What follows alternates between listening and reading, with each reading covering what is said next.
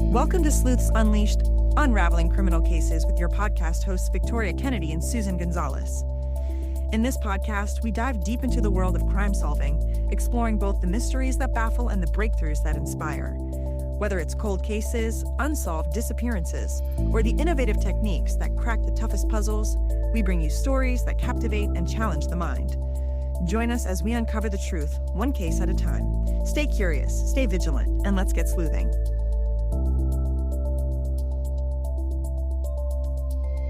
Welcome everybody to our podcast, episode 9. Today we're going to discuss the Emmanuel Haro case and any other missing children cases that come up during the process, but we really wanted to hit on that one because it's the biggest topic right now, and it is something that's ongoing and everybody's involved in and everybody's talking about right now.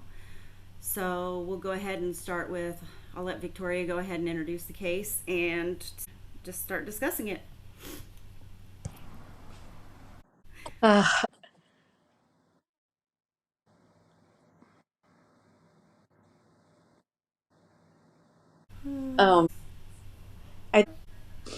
Oh man. Okay, so first of all, I really want to say that my allergies are really, really bad right now. So it's going to sound like I'm going through puberty. And to top it all off, I have the hiccups. So literally talk about being tore up. I'm definitely tore up right now. So in regards to Emmanuel Haro, on August 14th, 2025, Emmanuel's mother, Rebecca Haro, reported that her son had been kidnapped after she was knocked unconscious while changing his diaper in a store parking lot in Yucaipa, California. Now, the whole thing with this is that apparently her son, from the accounts that she is saying, is that she had to go get a mouth guard for one of her children who actually play football. She goes to Big Five around 8 o'clock. That's when the dad, Jake Haro, ends up kind of becoming a little bit worried, like, well, where is she? And during this time, while Rebecca Haro is in the parking lot of Big Five in Yucaipa, California, she notices that Emmanuel needed to have his diaper changed. She goes and gets him out of the car seat, lays him down in the back passenger seat, and apparently somebody goes up behind her and says, "Hola." And next thing she knows, she's knocked unconscious. She wakes up and Emmanuel Haro is nowhere to be found. So she goes, both her and her husband, Jake Haro, they end up having a press conference. Everybody is worried because we have this 7-month-old baby who has now been kidnapped, and he's nowhere in sight.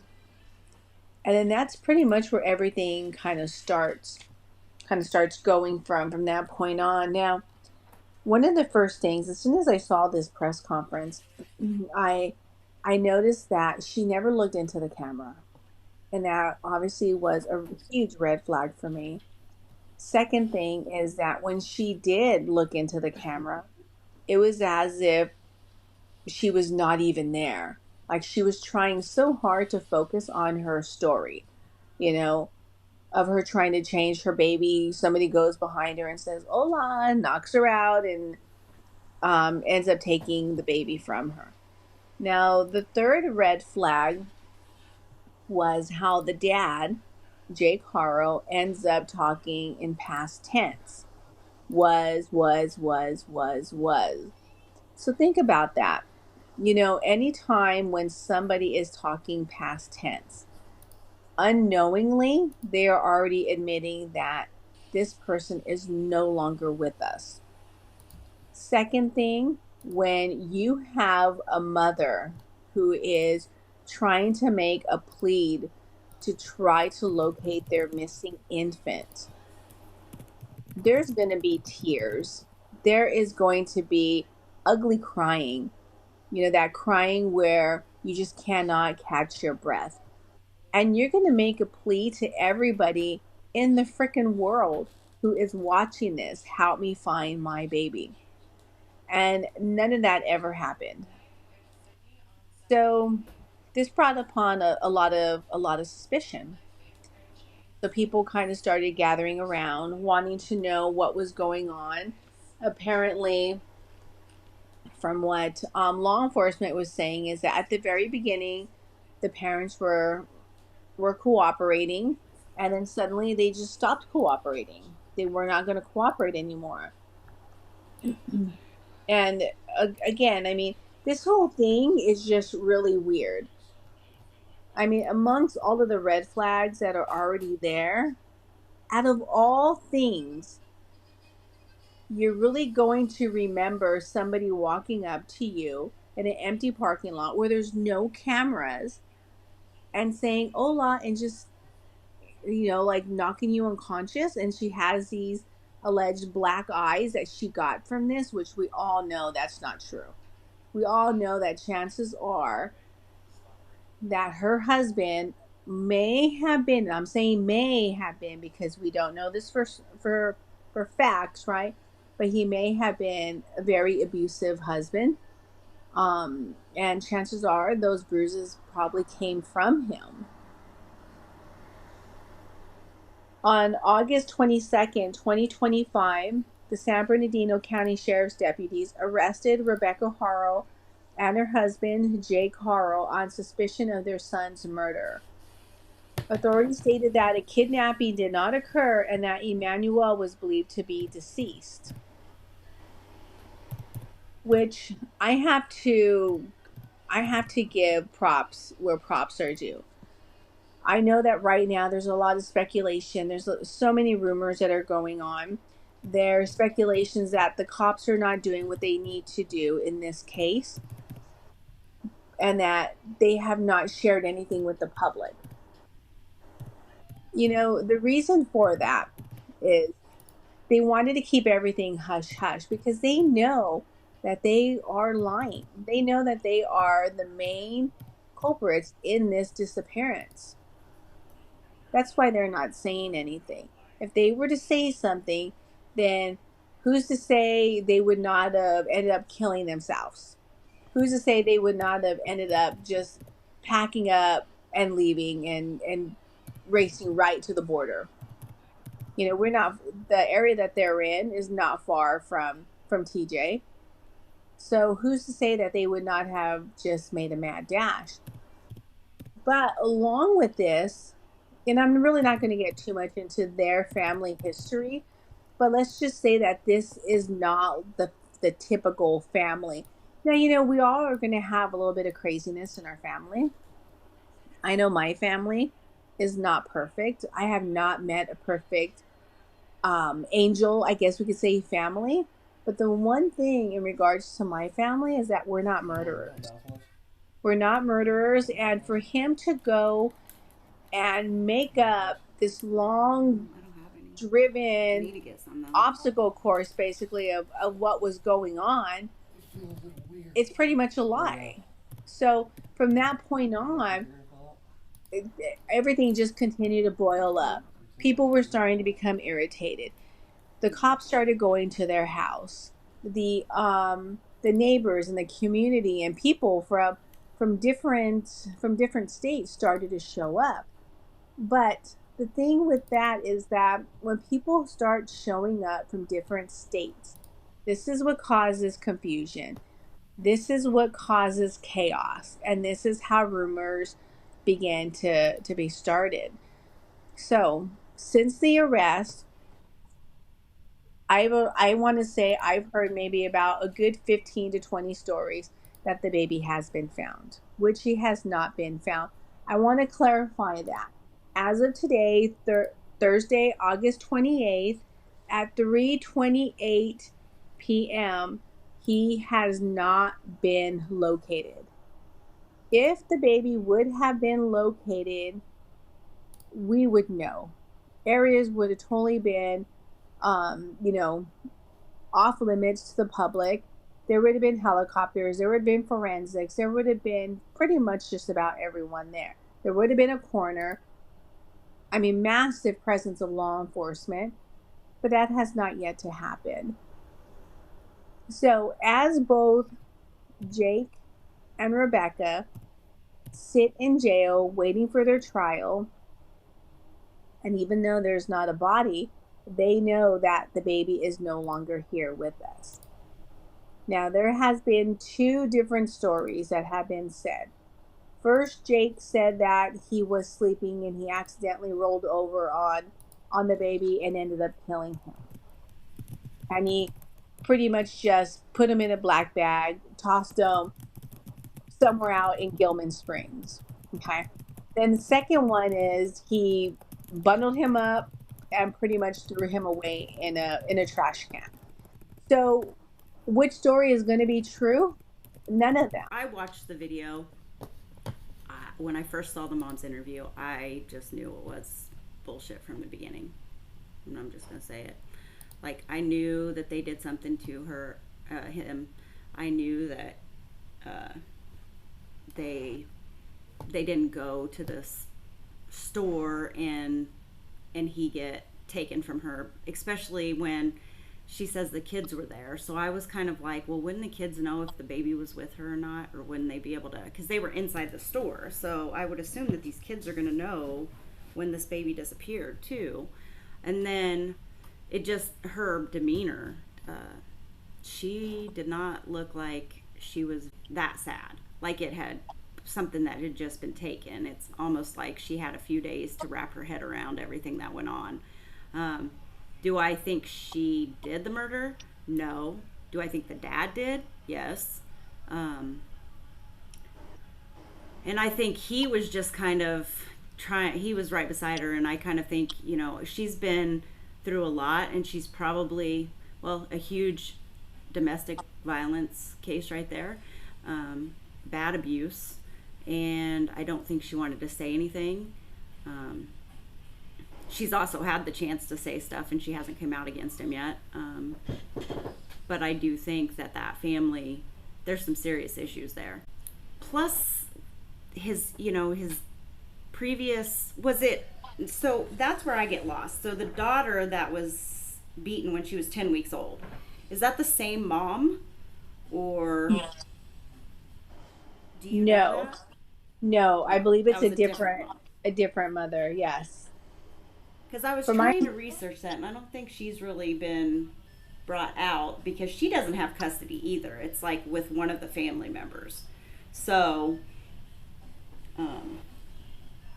that's what I was trying to look at. Was it the same case? But I don't think it was, because he was the one that got 6 months for that. And because he said that he dropped the girl during a bath time is what I was reading. And obviously, like, she has 3% brain functionality, so it was more than just dropping during a bath time. I mean, that's literally like slamming somebody or literally shaking them to where they just have no more brain function. It's just, and the previous judge is just, I mean, that's a whole case this whole thing is just gonna go blow back on everybody involved in this from the get-go, because this should have never happened. This should have never even been a possibility of happening. And then his brother dies in the same house, and they're saying what was an overdose. Yes.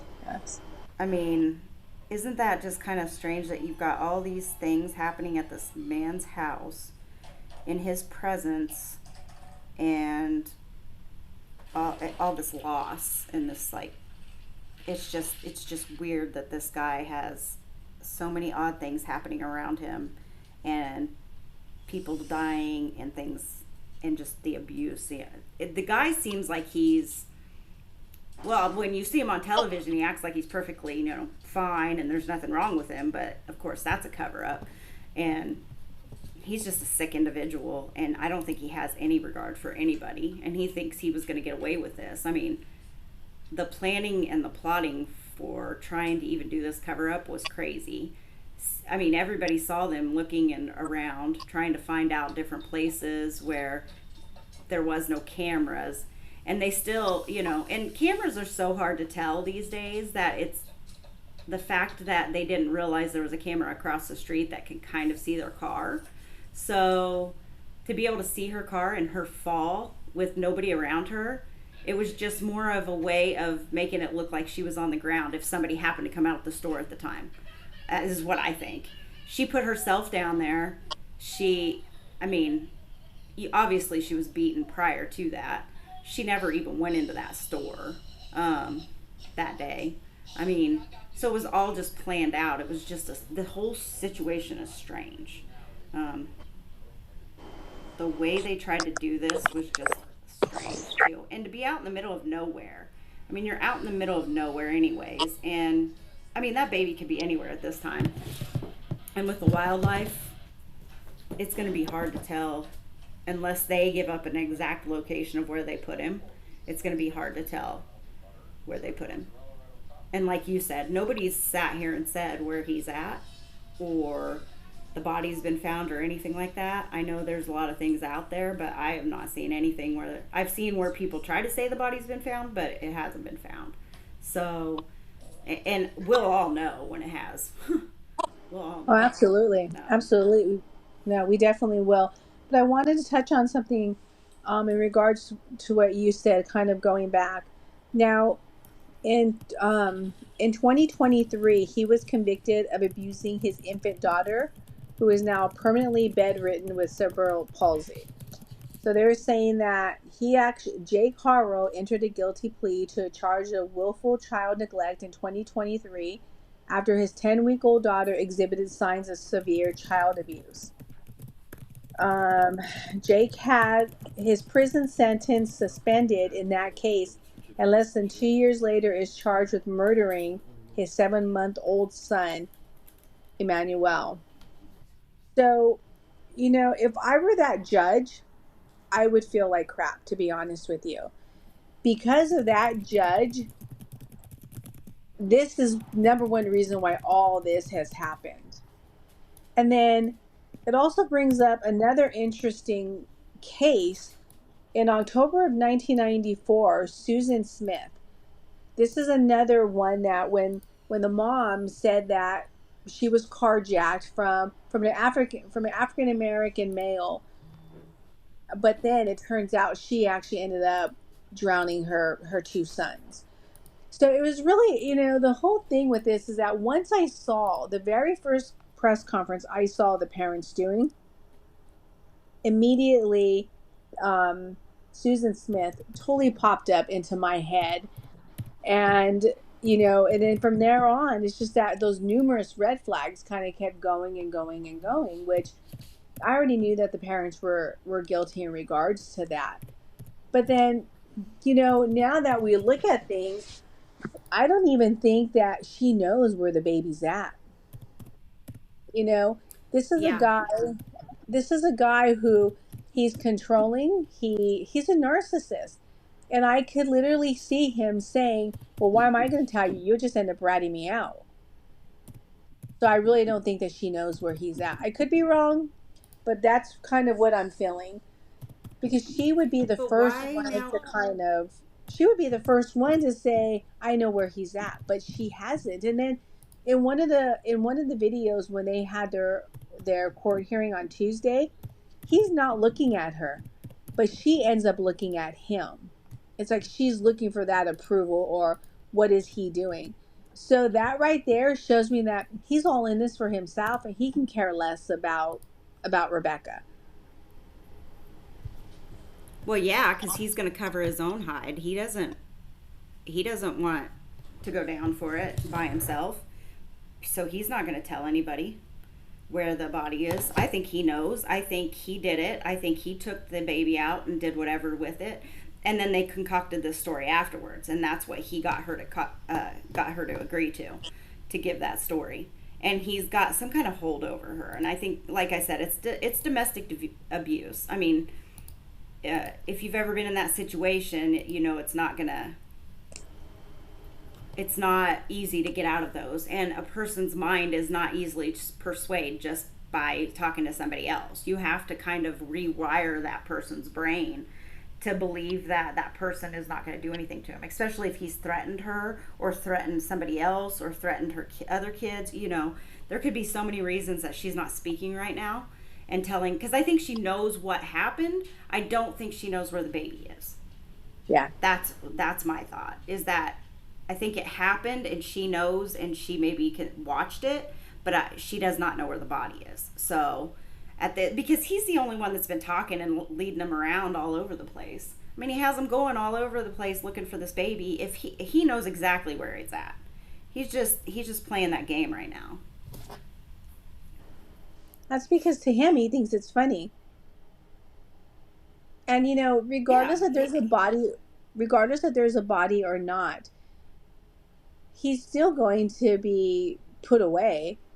But if I'm not mistaken, there's a different sentencing when somebody is charged for murder with the body versus without. Right. So, of course, And there he's not probably going to want to is, tell because them. well, isn't there like murder? Well, I think they're doing murder with malice. So malice means that they intended on killing him. That there was thought. That's almost like premeditation, right? Or is that Yes. something different? Yeah, I thought it I'm was. not really It was sure. almost like premeditation. Each state has different ways of processing how they look at premeditation to first degree murder to second degree murder. It's different charges for the different ways they state it, but this man is a sick individual, and the fact that he only got 6 months for what he did to his daughter blows my mind away. Because if you actually look at all the pictures of her, the poor girl is just, it's a sad situation. And for her to only have like 3% brain functionality and to have to live like that for the rest of her life because her father did that and he only got 6 months is crazy. He should have never even been out for this to even be possible at this point. That man should have been put away a long time ago. I mean, he almost physically killed that baby. So, I mean, I don't know where in the world this judge thought that 6 months was going to do any good for this man. Or if he fell for the story of I dropped her on accident when I was giving her a bath. I mean, come on. I mean, that baby had a lot more injuries to it than I just dropped it in the bath, when I was giving it a bath. That doesn't even make any sense to me. A lot of these cases don't make sense to me, right? Because you can get somebody that's done something like marijuana and they're in prison for 10 years for that. But then you've got somebody that's this baby where he's got 3% brain function and you get 6 months for that. How does that even out? And I know there's different states that have different laws in different ways, but still, like, look at that. How does that you can't even comprehend that with state, even if it's state by state. There's no way of comprehending how a person smoking marijuana gets 10 years and a person that hurts a child and leaves them with 3% brain function gets 6 months. That just does not make any sense to me. So apparently the judge, his name is Judge Moore. He said, and I'm reading this from the Long Beach Post, he's saying, I'm absolutely precluded from commenting publicly about the case, who acknowledged that the controversy caught him by surprise. He goes back to saying, in 18 years, this is the first time I've been taken to task in this manner about a decision I've made. And it goes on to say that this judge has spent 26 years in San Bernardino County's DA's office before he was appointed in 2007 by our then Governor Arnold Schwarzenegger. And he retired full-time service in 2021. But it looks like every now and then he does kind of still maybe work like on a part-time basis or temporary. But now it also says that this judge goes on and he says in the court hearing on June 8th, 2023, he says, I'm giving you a chance. Don't mess it up. Good luck. So, if you have somebody who is supposed to be doing what they need to do and they don't, like in this particular situation, it also makes you think about that judge. Why is he giving this individual a second chance? Why are they keeping him out of prison? Don't mess it up. Oh, so he thinks he's only committed this first time offense and it's not going to happen again? So he's just saying good luck, fly high, and, may the force be with you? What kind of BS is that? In all honesty, this judge, now, if this was not the parents doing something to their child, let's say the mom really had no idea what happened. Let's say she, maybe she didn't know of the 2023 incident, right? Maybe this is all new to her, and then next thing she knows, her son is missing and she doesn't know where he's at. If this mom had absolutely no idea what happened, and now all of this is kind of coming to the forefront, as a mom, I would go after this judge. I would go after this judge for making this decision that he has made. And why? Because my child would have still been here. I would never have met this monster if he was in prison. Right. feel But at the that same, I feel that this judge, there needs to be something that needs to happen. well, and as I look at it even more, like, so she obviously has given an interview with after she was arrested, and the fact that she is still saying that she's not going to give up, she's not going to give up on her baby, and that she's insisting that he was kidnapped. I mean, what is going on? Like, they already know, so why are we still going that route? And then to sit there and tell somebody when you're given the interview is that Jake Haro is a good dad and would never hurt a baby. I mean, she's clearly something's going on there. Like, something's wrong. Like, her mind is not right, or, like I said, I feel like she's been beaten so severely all the time that she's just to the point where doesn't she doesn't have the mental capacity anymore or something. Because why So inside of this I mean, house, he's which out there. she literally disgusts me. She does. I think any Right. parent who does this literally needs to get beaten down, basically. Now, I've said this to you in Right. offline conversations that we have had. If this was something that happened in my family, I would have been like, I will be right back. I would have went to that house. I would have beat the both of them up. I would have been like, you are going to tell me where this baby's at. Like, it would have got ugly. It really would have got ugly. But nothing like that happened. And then we also have to think about inside of that house. I believe it was Jake's stepdad and his mom who lived in that house. So are they just are they afraid of him just as much as she is? Is he being physically and mentally abusive to his mom and to his stepdad? I don't care what anybody says. Moms always know. Moms always know Oh when yeah. something is wrong. And they cannot say anything. Everybody in that house should be questioned. Everybody in that house should freaking go to jail. And then the sister Yeah, they should all be ends arrested. up they definitely need to. And then the sister of Jake Haro ends up doing like this video. I think it was a video. I don't think it was a press conference. And literally not even 5 seconds of me watching that video, which if I'm not mistaken, she's already taken that video down. 5 seconds into that video, I could not even do it. It's like, how can you be sticking up for your brother who has killed your nephew, has hurt one of your nieces to the point where there is no life in her? Why is that okay? How is that okay with you? And it just kind of goes to show this family how messed up they Well, are. yeah. You Well, know? yeah, because So, why are you still insisting he's a good dad? right? I just don't get it. There's so much brainwashing that has gone on. I really don't know too much about DV.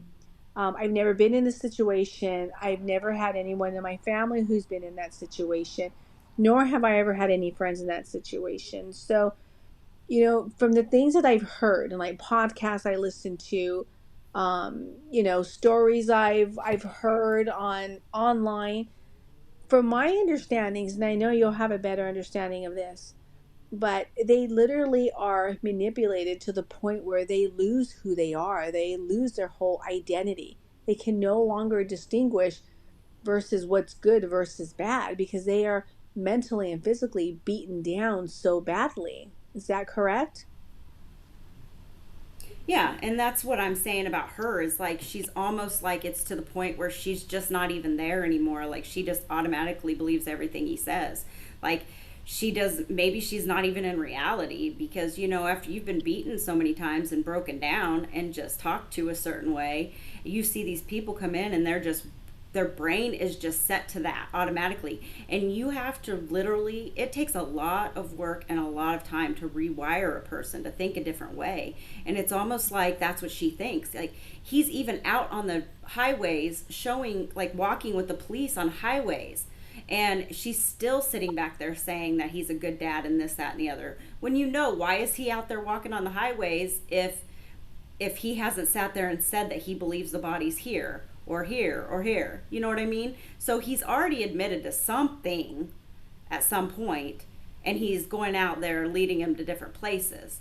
Or they already know. I mean, they obviously already know. If they have the floorboards in the house that were covered with blood and they've got DNA tests running on that, I mean, they've already got things to use against him too. So it's almost like, what do you have? But she's still sitting there saying, no, he's a good dad, would never hurt a baby, anything like that. But we all know that's not true. I mean, obviously, what did he say? And then she's not believing any of it. And you can even watch news in jail, in prison. So that she's probably seeing this on TV and everything that's going on. But she still is covering for him.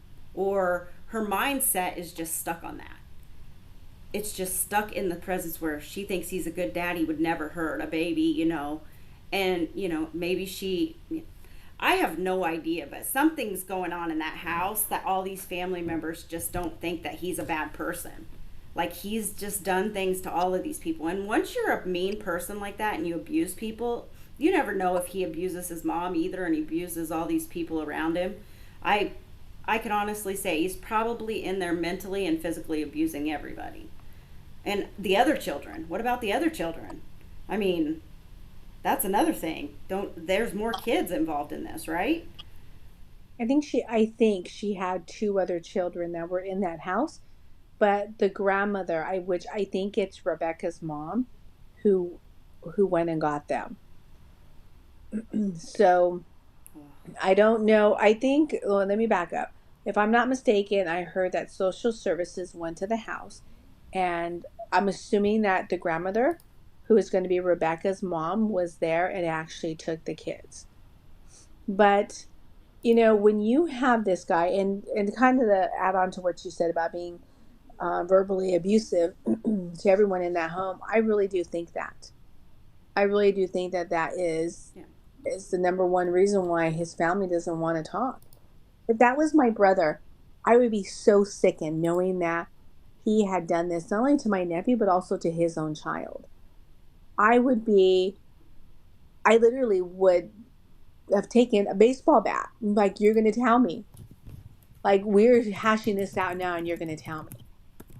So it just kind of shows that they're all brainwashed. Even the sister who goes and gives this story, which, like I said, 5 seconds into it, I just couldn't anymore. I literally had to turn it off.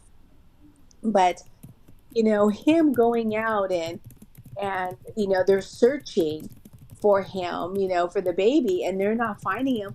That's because he is not there. He's not there. He's not going to be dumb and say, oh, this is where I put him. No, that's not going to happen. This is someone who's not in the right frame of mind. He doesn't want to give them that satisfaction of being able to find the baby, to find baby Emmanuel. So I've said it before on this Of show. course I not. am Why a would he? medium because he's egotistic. He has such a big ego. Look how he Yes. is in court when he's walking around like, oh, they're not going to be able to find him. It's like it's like a cheating spouse. Oh, they're never going to learn, or they're never going to hear what I'm doing. They're never going to know that I'm cheating. You know, but I've said this before. And I am a medium and I do work missing persons cases. So the area where they are actually searching, I don't feel he's there. I feel that he is somewhere off of Highway 111.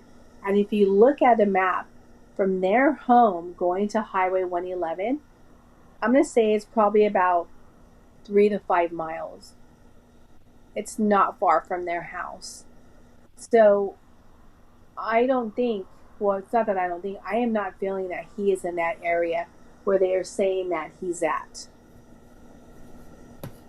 I think that he is just kind of taking them on a wild goose chase.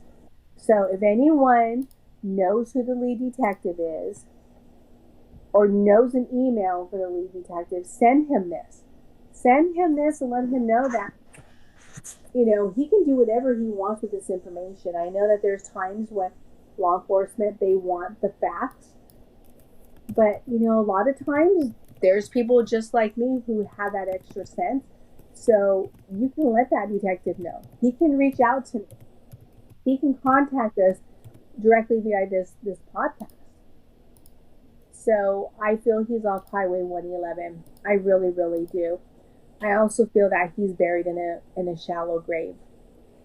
well, and I I think don't feel he's just saying. I think he's taking him somewhere to where he can just throw him off. Like, here's where I put him, but they'll never find the body because as long as he's got him looking in one direction, they're not going to look in another.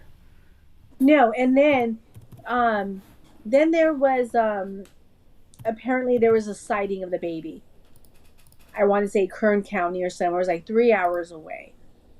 But when I heard that, it's like, okay, he's starting to get nervous. They're getting too close, so this is a distraction. That's what that was about. Who's going to see this poor baby because he's buried in a shallow grave somewhere on Highway 111? How are they Right. going to have this? But and then we have like all these community members, right? I'm all about community support, about people gathering around trying to help authorities, which apparently the authorities feel they don't need help in this situation, but yet where's the body? So when you have people that are coming from the community, from different cities, from different states, that's where all the chaos and all the drama kind of begin, right? Right. I am, not just me, but I know as well as well as my partner right here, Susan. I do know that when we go on searches, we don't go on searches to cause chaos or drama. We have one objective in mind, and that's finding the body, trying to find the person. But when people go and they cause chaos, they start yelling at law enforcement. People are walking into the house, stealing stuff, going on the property. What if by some chance there was something that law enforcement may have missed? And who's to say that these people who are going on the property are not going to mess that up for them? Right. Well, and just like when we just talked about it earlier about that other medium that's out there doing things. I mean, I'm not going to mention names because I don't want to put any spotlight on it. But to go out there and to go on property and to do things that interfere with an investigation, that's the bad part. That's when law enforcement does not want you involved because it's the part where you're going on, you're stepping on things, you could be ruining any evidence that's there. And then what happens when he doesn't get convicted because of something that you did? So then, they have to hold you accountable because you went on there and did that. So, I mean, there's a lot of things that can go wrong, so that's why you just don't get in the way of that. Now, different when you're going out and you're looking for a missing person and you're like out in the middle of it somewhere, and you're doing an actual search and you have it put together by police, and you're helping out and you're a volunteer or you know what you're doing. But these people don't know what they're doing. They're just going out there and they're just swatting around and looking in places they're not even supposed to be and doing things, and then that just ruins the credibility for everybody else too at the same time, because you're just out there doing things that you have no business even doing at all. So it's just wild to me. But then you also have other people, other content creators, and I'm not going to say any names, but they go and they get into arguments with the neighbors. They're calling out law enforcement. They're calling out the chief of police. And this is what causes chaos. A heavier amount of chaos. This is why law enforcement is the way they are with the public, because of stupid shit, basically. And when you're fighting with law enforcement, when you're calling them out, it does not help the situation whatsoever. When neighbors are coming out and they are bombarding you, asking you, don't you have something else better to do? Why not just ignore them? Why you don't have to be mean to them. No, why can you not be the bigger person? And trust me, I can totally fly off the handle. I can. But I also know that you attract more bees with honey. So, you want to be this inside journalist, which is a content creator, and you're doing a tremendous job, but why kind of, feed into that? Just ignore it. It doesn't make you look any better. It doesn't make you look any bigger. It doesn't make you look any badder. Actually, in my eyes, to me, when you go and you're causing conflict and drama and chaos, to me, you just look like a stupid idiot. You really do. So bottom line, if you're going to go out and you want to do a prayer vigil for this little baby, then do it. If you want to go out and you want to support this community or this cause and you want to search, then do it. But there's different ways of doing things. Did you know that you can stand on the side of the road with binoculars and really look? Because if there is anything of that baby out there, I think it was off of the 60 freeway, regardless if there's animals or not. And I think there's only coyotes out there, amongst, like other little small animals. But I think the coyotes are the biggest ones there. Please correct me if I'm wrong, but even if there was any type of a bag out there that has his remains, there would have been something out there. There would have been blood. That bag would have been torn. There would have been little bits and pieces of that bag. They would have found a piece of clothing. They would have found a piece, as bad as it sounds, maybe one of his limbs. Right. Well, also, I'm the first one to be against law enforcement. You know what I mean? Yeah. I'm the first one to say law enforcement's done a lot of things in a lot of cases that I've seen that just does not work for me. And I would be the first one to say law enforcement is doing a crappy job. But in this case, I think that the way they're handling it is because there's so much attention and there's so many people out there, and things, every time they give out details, these people are running to that area. And these little, like you said, if the body's out there and and they have like a bag and a little pieces of bag are found or stuff, these people are walking through that and they're disturbing that. And so that's why they're not letting you know anything at this point, because this is serious. And if they weren't doing their job, they wouldn't be out there with him when he's doing things. They wouldn't be doing press conferences. They wouldn't be doing things. But like I said, I'm the first one that'll call out a law enforcement department if they're not doing their job. And there's been plenty of them. But in this sense, I see what they're doing, because it is just too big of a case.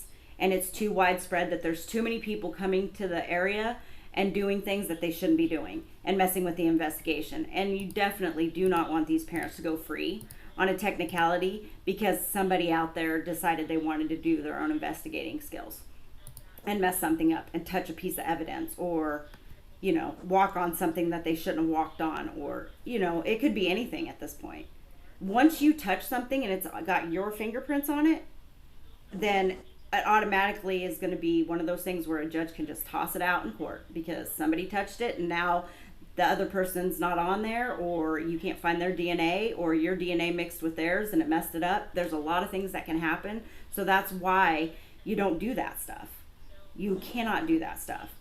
But at the same time, like I said, I'd be the first one to be bashing law enforcement if they were doing it wrong and a bad job. So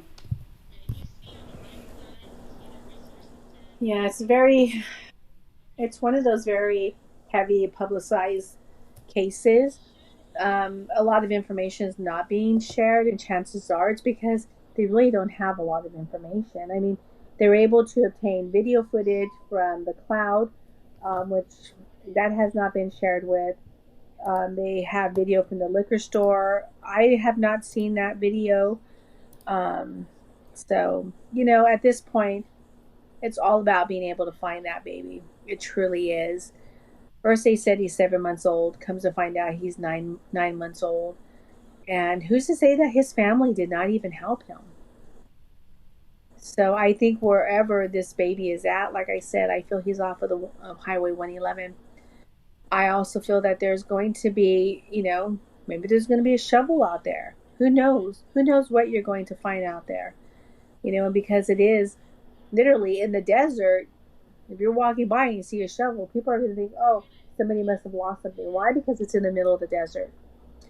So, again, will this baby be found? Oh, eventually I feel he will, but it's going to take a little while. So again, if anybody knows of who this detective is, you can actually have him reach out to us. You can share this podcast with him, and both Susan and myself will be more than happy to provide him with whatever information that we feel that we have in regards to being able to find the missing baby. Well, and of course you have more, but they can, and they can always email us at sleuthsunleashed@gmail.com if they want to get a hold of us through the podcast version. And that way we could get the detective's information even if somebody has it.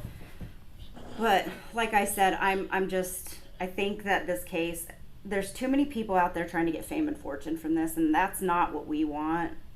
We're just wanting to bring attention and awareness to cases and get them out there and start talking about them, and people can do their own sleuthing online and do their own investigating. But when it comes to like things that need to be evidence, that's where I draw the line. Like, I'm not going to go out there and disturb evidence. I'm not going to go out there and do something that's not within my area of expertise because I don't want to mess anything up. But will I go search for a person? Absolutely. Ask me anytime to go search for a person if it's put together well and it's, different things. Then I'll go out there and I'll search all day long with the next person. I'll be out there doing it. But I just, the amount of people out there is just driving me crazy right now. And that's why I think they haven't found this baby yet, is because they're just going in all different directions, and everybody's going in all different directions, and the police can't get a hold of it because it's just too many people wanting fame and fortune and to be an influencer and out there to video everything and get everything on camera. And at the same time, we forget on the other end that there's this poor child that's out there somewhere that we're just trying to look for his body, find out what happened to him, and get justice for him at this time. And it's a hard process, We tend to want to know why and want to do everything we can to try to find, but sometimes we got to hold ourselves back, and it's a sad situation.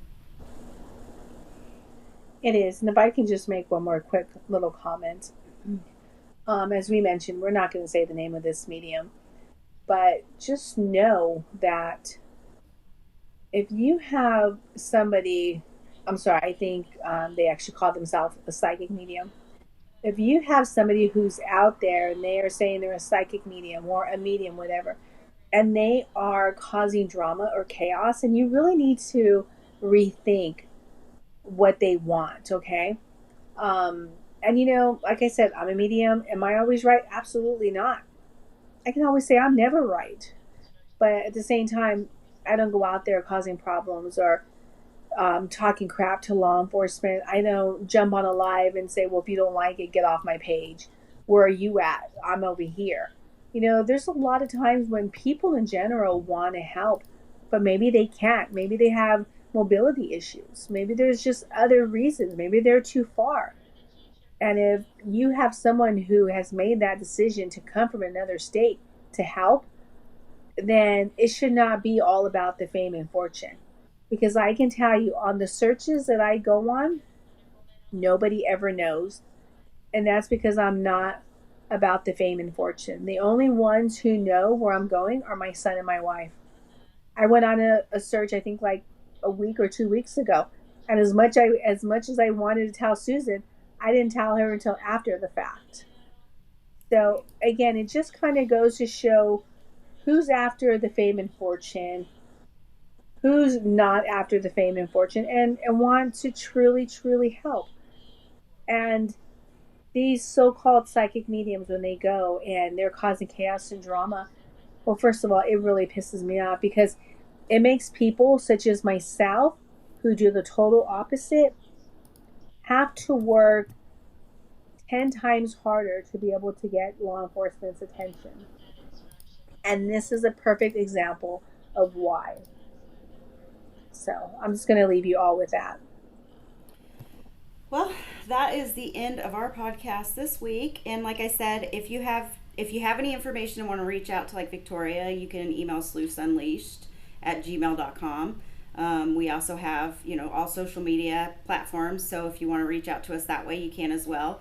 And especially if anybody has the detective information, please reach out. And then next week we will be back with a new episode on here, and we will talk to you later. Have a good night.